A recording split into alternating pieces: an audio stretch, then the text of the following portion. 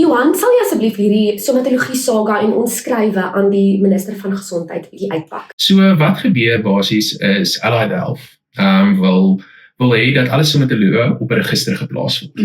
Maar ons weet nie hoe die register gaan lyk nie. Ons weet nie wat daar gaan gebeur nie. En wat hulle toe nou gedoen het, is dit verwys na die minister toe. En die minister moet nou 'n besluit maak oor of die register gaan opgestel word. Saam met die register moet mense kyk hoe lyk die Engelse term is die scope van die register. En dit is waaroor die regulasies gaan, van hoe dit gaan lyk binne in somatologie. En dit gaan 'n groot effek hê op die industrie. So wat is daardie effek spesifiek op Solidariteit se lede? Spesifiek op Solidariteit se lede is dit 'n situasie waar ons waar dit kan lei tot werksverliese. Mense wat dalk jare in die industrie gewerk het, mag nou ewe skielik dalk nie meer werk nie. Salonne soos wat leidiglik lyk, mag dalk nie meer lyk soos wat hulle lyk nie. En hoe hulle produkte verkoop of produkte wat daar verkoop word, gaan ook dalk gereguleer word hierdeur.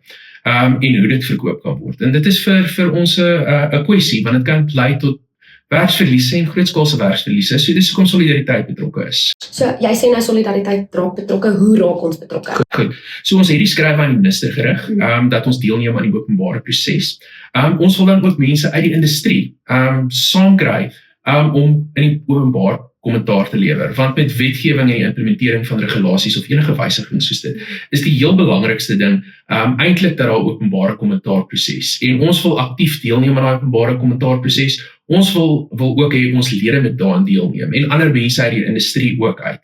Sodat ons kan seker maak dat indien daar 'n register gestel word, indien daar regulasies kom, enige van daai goed, dat ons dit deeglik kan konsulteer en dat dit nie lei tot werksverliese nie, dat dit nie ons ekonomie en ons lede affekteer nie.